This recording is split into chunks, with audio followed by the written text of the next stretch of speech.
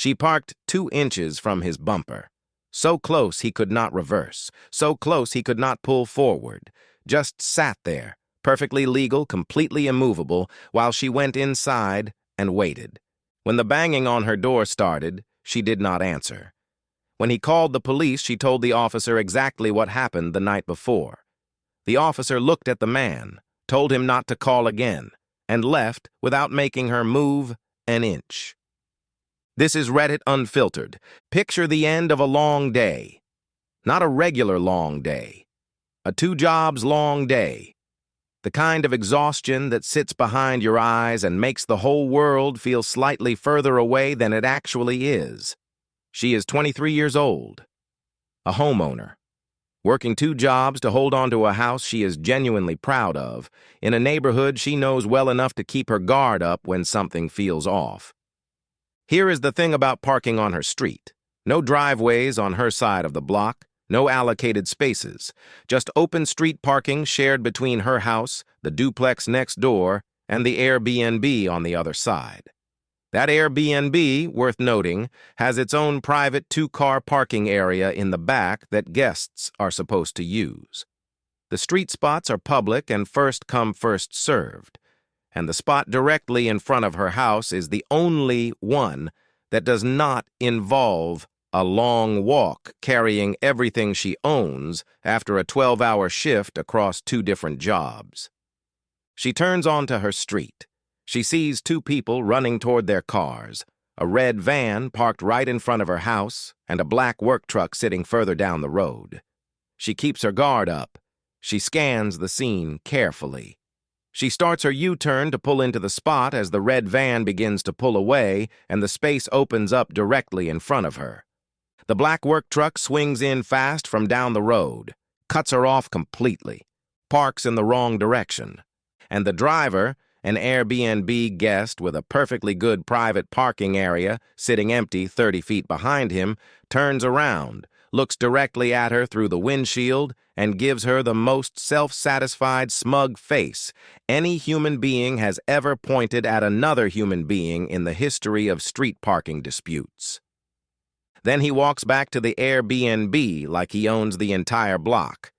She parks on the grass behind her house. It damages the lawn. She goes inside and starts thinking. She will be the first to admit what happened inside her head that evening was not entirely proportionate. From the moment she walked through her door to the moment she fell asleep, she was running scenarios, playing out responses, calculating what she could do that would feel satisfying without landing her somewhere she did not want to be.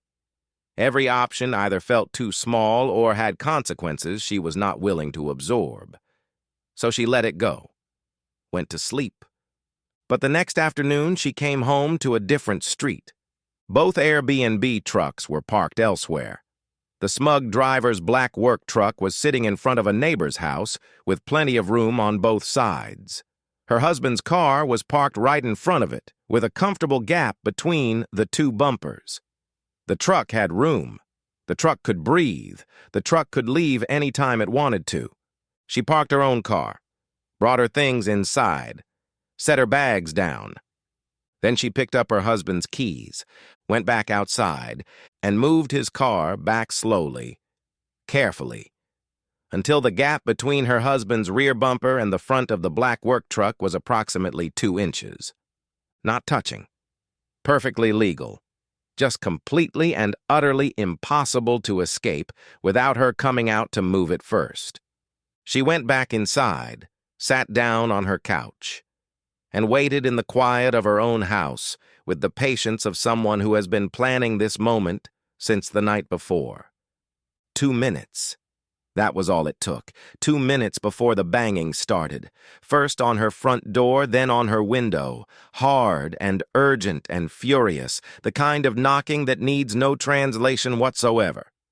She did not answer.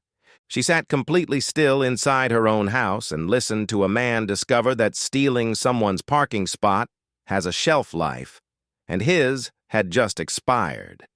And that was before he decided his best available move was to call the police on her. 10 minutes, 2 officers, for a parking dispute on a residential street. She opened the door when they knocked. They asked if the car blocking the truck was hers.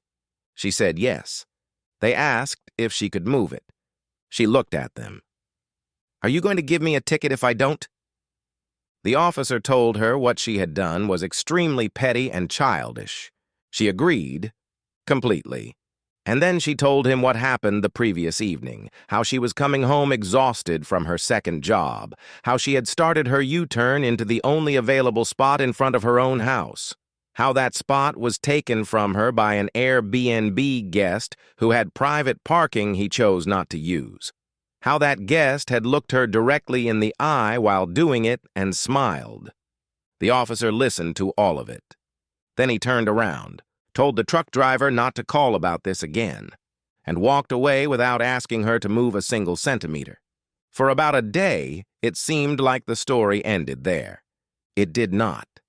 Sometime shortly after the incident, one of the Airbnb guests quietly let the air out of one of her tires, the kind of retaliation that is designed to feel anonymous, untraceable, a final word in a language that leaves no fingerprints.